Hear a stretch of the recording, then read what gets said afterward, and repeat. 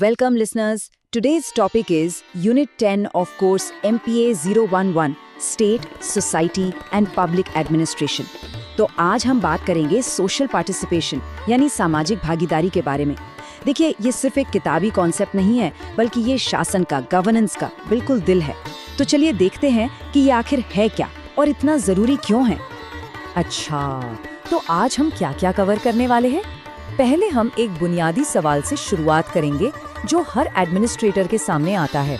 फिर हम एक बहुत पावरफुल सॉल्यूशन पर बात करेंगे, सोशल पार्टिसिपेशन। हम देखेंगे कि ये जेंडर और कमजोर वर्गों जैसे इम्पोर्टेंट एरियाज में कैसे काम करता है और फिर आगे का रास्ता क्या हो सकता है, उस पर चर्चा करके इस डिस्कशन को समाप्त करेंगे। तो आइए शुरू करते हैं। तो हमारा पहला पड़ाव है एक ऐसी दुविधा जो पब्लिक सर्विस की आत्मा में बसी है।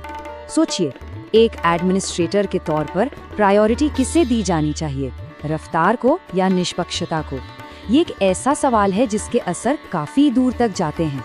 चलिए इसे क्लास के एग्जाम्पल से समझते हैं। मान लीजिए एक टीचर हैं, क्या उन्हें सिलेबस टाइम पर खत्म करने पे फोकस करना चाहिए ताकि सब एक ही पेस से आगे बढ़े? ये कहलाता है एफिशिएंसी।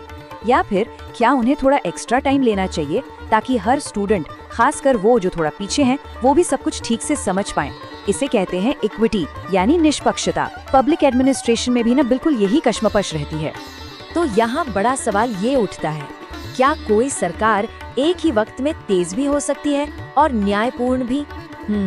ये एक बहुत ही नाजुक संतुलन है और इसका जवाब शायद आगे सोशल पार्टिसिपेशन में ही कहीं छुपा हो। तो अब इस एफिशिएंसी और इक्विटी की दुविधा को सुलझाएं कैसे?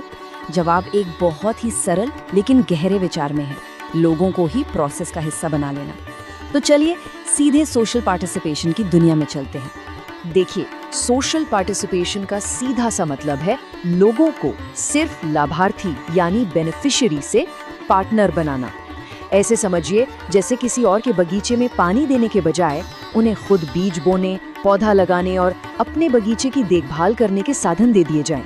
इससे वो अपनी किस्मत के मालिक खुद बन जाते हैं। अच्छा, ये प्रोसेस आमतौर पर 4 स्टेजेस में होता है।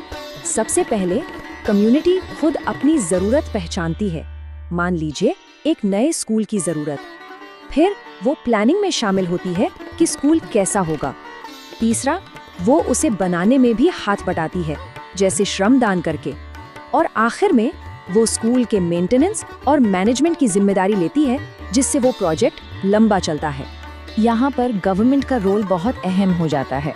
ये कंट्रोल करने के बारे में नहीं है, बल्कि लोगों को सशक्त बनाने, एम्पावर करने के बारे में है।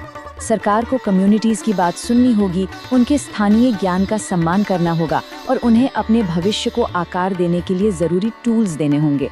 ये अप्रोच को टॉप डाउन से बॉटम अप बना देता है। चलिए, थ्योरी तो बहुत हो गई, अब देखते हैं कि ये असल में प्रैक्टिस में कैसा दिखता है। पहले उस एरिया की बात करते हैं जहां पार्टिसिपेशन ने जमीन पर एक बड़ा बदलाव लाया है, जेंडर इक्वालिटी। भारत में महिलाओं के प्रति पॉलिसी अप्रोच में एक बड़ा ही दिलचस्प बदलाव आया है। हम उस दौर से आगे बढ़े हैं जहां वेलफेयर या कल्याण पर जोर था, इस सोच तक कि महिलाएं डेवलपमेंट में इक्वल पार्टनर्स हैं। और आखिरकार हम एम्पावरमेंट यानी सशक्तिकरण तक पहुंचे हैं, जहां वो अपने फैसले खुद लेती हैं। ये सोच में एक बुनियादी बदलाव है। 73वां संविधान संशोधन इस मामले में एक गेम चेंजर साबित हुआ। लेकिन असली प्रेरणा तो इस बात से मिलती है कि कई स्टेट्स में महिलाएं सिर्फ रिजर्व सीट्स नहीं भर रही हैं, बल्कि उससे कई आगे निकल रही हैं। ये सिर्फ कानून नहीं, एक आंदोलन बन गया है। ये वो महिलाएं हैं जो अपनी कम्युनिटीज को लीड कर रही हैं और बदलाव ला रही हैं। ये कोट हमें याद दिलाता है कि पॉलिटिकल रिप्रेजेंटेशन तो सिर्फ शुरुआत है। असली सशक्तिकरण तब होता है जब वो गहरी सामाजिक बाधाएं टूटती हैं जो महिलाओं और लड़कियों को पीछे रखती हैं। जब तक हर लड़की को शिक्षा और बराबर के अवसर नहीं मिलते, तब तक हमारा काम अधूरा ही है। चलिए अब अपना ध्यान एक और ऐसे ग्रुप पर ले चलते हैं जिन्हें ऐतिहासिक तौर पर हाशिए पर रखा गया है, अनुसूचित जाति और अनुसूचित जनजाति। उनके लिए भागीदारी सिर्फ एक अच्छा विचार नहीं है, ये उनके लिए न्याय का सवाल है। भारत की आबादी का लगभग 18% हिस्सा अनुसूचित जातियों का है। ये एक बहुत बड़ी संख्या है और ये सुनिश्चित करना कि विकास में उनकी भी बराबर की हिस्सेदारी हो, ये हमारी संवैधानिक और नैतिक दोनों जिम्मेदारी है। बिल्कुल उसी तरह अनुसूचित जनजातियां लगभग 9% आबादी का हिस्सा हैं। दोनों मिलाकर ये समुदाय भारत की विविधता का एक बहुत महत्वपूर्ण हिस्सा हैं और हमारा संविधान उनके अधिकारों और विकास के लिए विशेष प्रावधान करता है।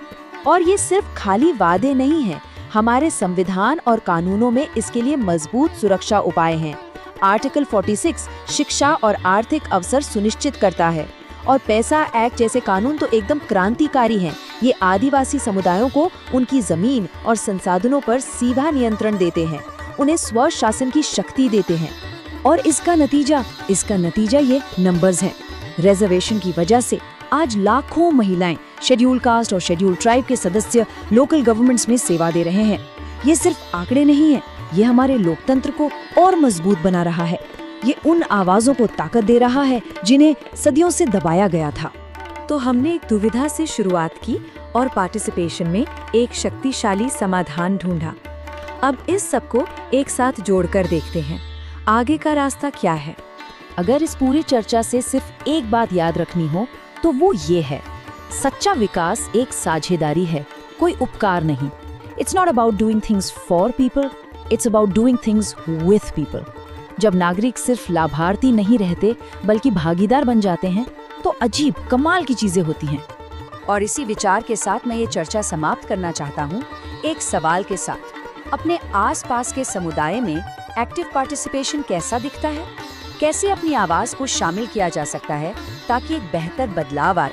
इस पर जरूर सोचना। Thank you for watching. Next unit will be discuss in next video. Please do like, subscribe and share.